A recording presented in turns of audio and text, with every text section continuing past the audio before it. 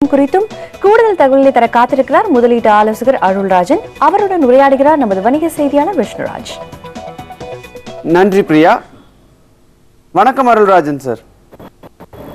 வணக்கம் விஷ்ணு சார், நேற்று சந்தை இறக்கத்துடன் முடிந்தது. இன்றைய சந்தையின் நிலவரம் எப்படி இருக்குன்னு எதிர்பார்க்கப்படுது?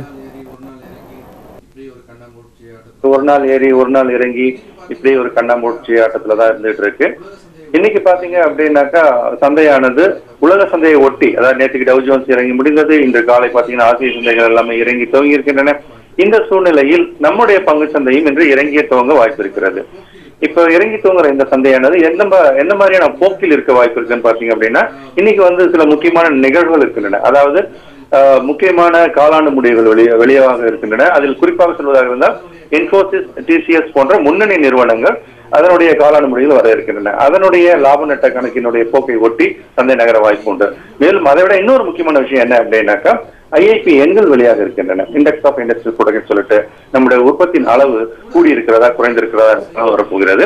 அதில் கூட சந்தையானது திசையை மேல போறதா கீழே போறதா எடுக்க வாய்ப்பு இருக்குது.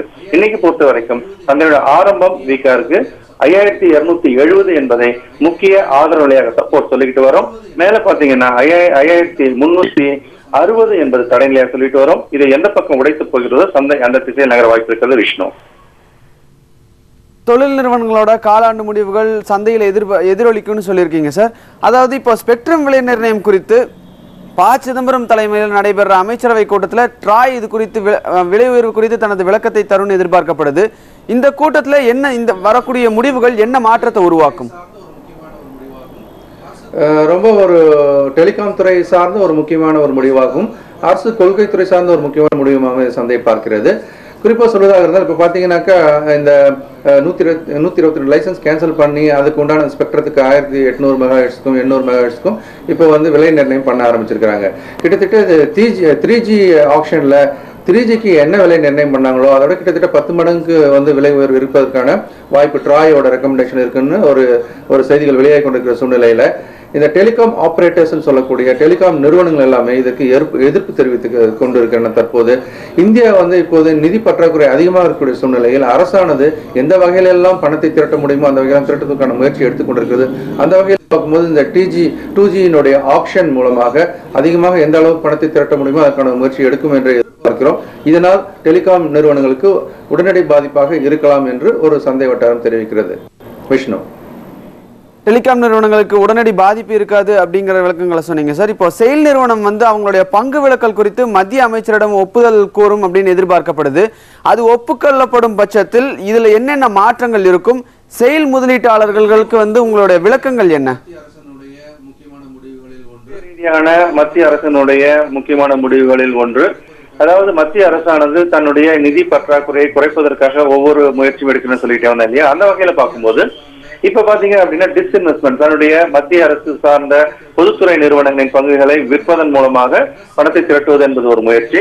அதோட இன்னொரு முக்கியமான விஷயம் என்னன்னா, செபி எல்லா நிறுவனங்களும், அதாவது பங்கு சந்தையில் பதிவு செய்த எல்லா நிறுவனங்களும் தங்களுடைய பங்குகளில் 25% குறைந்தபட்சம் பொதுமக்கள் கையில் இருக்க வேண்டும் அப்படின்னு ஒரு விதியை ஏற்கனவே விதித்து அதுக்கு ஒரு டெட்லைன் எல்லாம் போட்டாச்சு. அது முடிஞ்சாச்சு, கொஞ்சம் எக்ஸ்டெண்ட் பண்ண நிலையில இருக்குது. இந்த சூழ்நிலையில செயல் நிறுவனம் பாத்தீங்க அப்படின்னாக்கா மத்திய அரசு தான் அவருடைய ஓனர். அவங்க பாத்தீங்கன்னா 85.8% பங்குகளை கையில வச்சிருக்கிறாங்க. அப்போ செபி விதிமுறை பிரகாரம் 10.8% பங்குகளை அவர்கள் பொதுமக்களுக்கு விற்க வேண்டிய கட்டாயத்தில் இருக்கிறார்கள் டிஸ்இன்வெஸ்ட்மெண்ட். அந்த வகையில இப்போ அது 2-in-1 மாதிரி இப்போ செபி விதிமுறை பின்பற்றுவது போலவும் அதே சமயம் பாத்தீங்க அப்படின்னா மத்திய அரசு நிதி பற்றாக்குறையை ஈடு செய்வதற்கான ஒரு முயற்சியில இப்ப அந்த 10.8% பங்குகளை விற்றாலும் ஒரு 4000 கோடி வரை திரட்ட முடியும் என்ற ஒரு எதிர்பார்ப்பு இருக்கிறது. அதனால சென்ற வருடம் பாத்தீங்கன்னாக்கா கிட்டத்தட்ட 45,000 கோடி வரைக்கும் இந்த மாதிரி டிஸ்இன்வெஸ்ட்மெண்ட் மூலமாக பங்குகளை விற்று பணம் திரட்ட வேண்டும் என்று முடிவு செய்த இந்திய அரசானது கிட்டத்தட்ட 16,000 கோடி மட்டுமே திரட்ட முடிந்தது. இந்த வருடம் 30,000 கோடி திரட்டுவதற்காக அது ஒரு இலக்கு நிர்ணயித்திருக்கிறது. அந்த வகையில ஏற்கனவே ராஷ்டிரிய இஸ்பேட் நிகாம் லிமிடெட் நிறுவனம் 2,500 கோடி திரட்ட முடிவு பண்ணிய சூழ்நிலையில் செயலை த்ரூ பண்ணி 4,000 கோடி திரட்டுவதற்கு இவர்கள் முனைப்பாக இருப்பார்கள். இப்படி நடந்தால் செயலுடைய பங்கின் விலை சந்தையில் ஏறுவதற்கு வாய்ப்பு இருப்பதாக பார்க்கிறோம். அதனால் இது முதலீட்டாளருக்கு பலனை அளிக்கும். விஷ்ணு சார், அதாவது நெல்சன் அப்படிங்கிற ஒரு பங்குச்சந்தை ஆய்வு நிறுவனம் வந்து 64% ஆன்லைன் கஸ்டமர்ஸ் வந்து அவங்களுடைய பங்குகளை வந்து மியூச்சுவல் ஃபண்டா தான் வாங்கியிருக்காங்க அப்படின்னு சொல்லி ஒரு தகவல் கொடுத்திருக்காங்க. இதன் அடிப்படையில் பார்த்தோம்னா மியூச்சுவல் ஃபண்டோடைய மொத்த முதலீடு அப்படிங்கிறது ரொம்பவே குறைவா தான் இருக்கு. இது ஒரு முரண்பாடான ஒரு விஷயமாவே இருக்கே சார், இதை பத்தி கொஞ்சம் விளக்கம் சொல்லுங்களேன். இது ஒரு நல்ல கேள்வி. ஆனா இது என்ன அப்படின்னாக்கா, இப்போ நெல்சன் என்றது ஒரு மார்க்கெட் ரிசர்ச் நிறுவனம். பல கருத்துக்களை எடுத்துக்கொண்டு ஒரு ரிசர்ச் பண்ணி அதனுடைய கருத்துக்களை வெளியிட்டு கொண்டிருப்பார்கள். அந்த வகையில் பார்க்கும்போது ஆன்லைன் அப்படின்னு வரும்போது, ஆன்லைனில் வந்து இன்வெஸ்ட்மெண்ட்னு வரும்போது அவங்க 4 அசெட் கிளாஸ் எடுத்து வச்சுக்கிட்டு இந்த அனாலிசிஸ் பண்ணியிருக்கிறாங்க. 4 அசெட் கிளாஸ்ன்னு பார்க்கும்போது மியூச்சுவல் ஃபண்டு, அப்புறம் ப்ரீஷியஸ் மெட்டல் சொல்லிட்டு தங்கத்தில் முதலீடு, அப்புறம் ஸ்டாக்ஸ் பங்கு சந்தையில் முதலீடு, அப்புறம் பாண்ட்ஸ் சொல்லி கடன் பத்திரங்கள் முதலீடு, இந்த 4 எடுத்துக்கிட்டு இப்போ ஆன்லைனில் முதலீடு பண்ணுறவங்க எதை ப்ரிஃபர் பண்ணுறாங்க அப்படின்னு பார்க்கும்போது இதில் வந்து மியூச்சுவல் ஃபண்டை முதல்ல ப்ரிஃபர் பண்ணுறாங்க அப்படின்றது தான் அவங்களுடைய முதல் தகவல். அப்போ மியூச்சுவல் ஃபண்டில் வந்து ஆன்லைன் மூலமாக மியூச்சுவல் ஃபண்டில் முதலீடு செய்வது என்பது அதிகரித்திருக்கிறது என்பதை நாம் ஒரு செய்தியாக எடுத்துக்கொள்ளலாம். ஆனால் இது ஒட்டுமொத்த பங்கு ஆன்லைன்ல முதலீடு செய்பவர்கள் ஒரு சிறிய பகுதி தான். அதனால அந்த சிறிய பகுதியில் அதிகமான அளவு முதலீடு செய்கிறார்கள் என்பதனால் ஒட்டுமொத்தமான மியூச்சுவல் ஃபண்டினுடைய கார்பஸ், மியூச்சுவல் ஃபண்ட் வந்து ஹேண்டில் பண்ணக்கூடிய அசெட் அது வந்து கூடியிருக்கிறதான இல்லை. நீங்கள் கூடவில்லை என்று சொன்ன செய்தி உண்மை. ஆன்லைன் மூலமாக முதலீடு செய்பவர்கள் மியூச்சுவல் ஃபண்டில் கூடியிருக்கிறார்கள். ஆனால் ஒட்டுமொத்தமாக முதலீடு செய்பவர்கள் அப்படின்னு பாத்தீங்கன்னா, ஒரு எடுத்துக்கிட்டா சொல்றதா ஆன்லைன்ல ஷாப்பிங் பண்றவங்க கணக்கு பாத்தீங்கன்னா மொத்தமா ஷாப்பிங் பண்றவங்க கொஞ்சமா தான் இருப்பாங்க. அந்த மாதிரி தான் இங்கேயும் மியூச்சுவல் ஃபண்ட் வந்து ஆன்லைன்ல வாங்குறவங்க அதிகம். ஆனா ஒட்டுமொத்தமாக மியூச்சுவல் ஃபண்ட்ல போட்டவங்க ஒப்பிட்டு பார்க்கும்போது ஒட்டுமொத்தம் குறைவாக இருப்பதனால தான் ஒட்டுமொத்த அசெட் குறைவாக இருக்கிறது. ஆனால் இது வந்து ஆன்லைனில் வருவது வரவேற்கத்தக்க விஷயம். வருங்காலங்களில் இன்னும் அதிகமான பேர் ஆன்லைன் மூலமாக முதலீடு செய்தால் மியூச்சுவல் ஃபண்ட் வளர வாய்ப்பு இருக்கிறது. விஷ்ணு,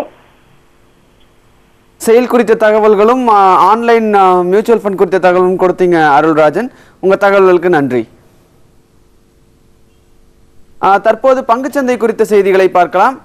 நேற்றைய முன்தினம் பங்குச்சந்தை ஏற்றத்துடன் இருந்தது.